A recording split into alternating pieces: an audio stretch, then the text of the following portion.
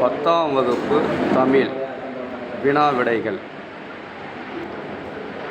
முதல் வினா, காலக்கணிதம் கவிதையில் இடம்பெற்ற தொடர் எது? இகழ்ந்தால் என் மனம் இறந்து விடாது. 2, காய்ந்த இலையும் காய்ந்த தொகையும் நிலத்துக்கு நல்ல உரங்கள். இத்தொடரில் அடிக்கோடிட்ட பகுதி குறிப்பிடுவது எது? சருகும் சண்டும். என் தமிழ்னா என்பதை பிரித்தால் இவ்வாறு வரும்: எம் கூட்டல் தமிழ் கூட்டல் நா. கேட்டவர் மகிழ பாடிய பாடல் இது தொடரில் இடம்பெற்றுள்ள தொழிற்பெயரும் வினையாளனையும் பெயரும் முறையே. பாடல் கேட்டவர். வேர்க்கடலை, மிளகாய் விதை, மாங்கொட்டை ஆகியவற்றை குறிப்பது மணிப்பெயர் வகை. பலகை என்பதை தொடர்மொழியாகவும் பொதுமொழியாகவும் வேறுபடுத்தி காட்டுக. பலகை என்று வந்தபோது கையை குறித்தது. பலகை என்று வந்தபோது மரப்பலகையை குறித்தது. பலகை என்று வந்தபோது கையை குறித்தது. பலகை என்று வந்தபோது மரப்பலகையை குறித்தது. தனித்தும் தொடர்ந்தும் வெவ்வேறு பொருளை குறித்ததால் பொதுமொழி ஆனது. மண்ணும் சிலம்பேர் மணிமேகலை வடிவே, முன்னும் திணைவாள் முடிதாள வாழ்த்துவமே.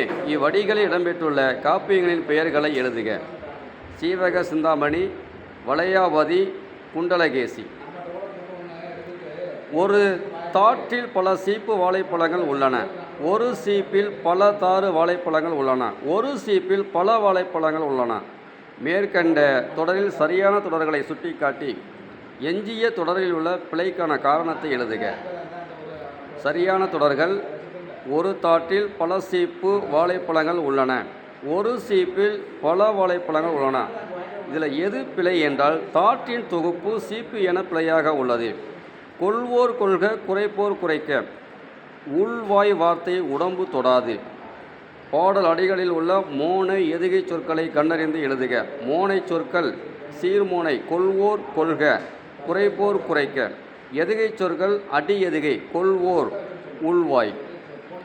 சொல்வளத்தை உணர்த்த உதவும் நெல் வகைகளின் பெயர்களை குறிப்பிடுக. செந்நெல், வெண்ணெல், கார்நெல், சம்பா மற்றும் உள்வகைகள். மட்டை. தமிழன்னையை வாழ்த்துவதற்கான காரணங்களாக பாவலரேறு சுட்டுவன யாவை?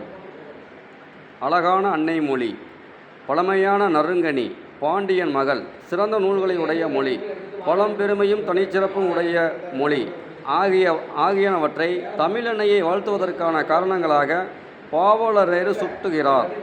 புளியங்கன்று ஆழமாக நடப்பட்டுள்ளது. இதுபோல் இளம்பயிர் வகை 5 பெயர்களை தொடர்களில் அமைக்க.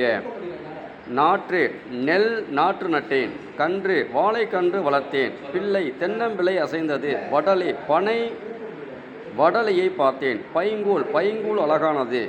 அறிந்தது: அரியருந்து.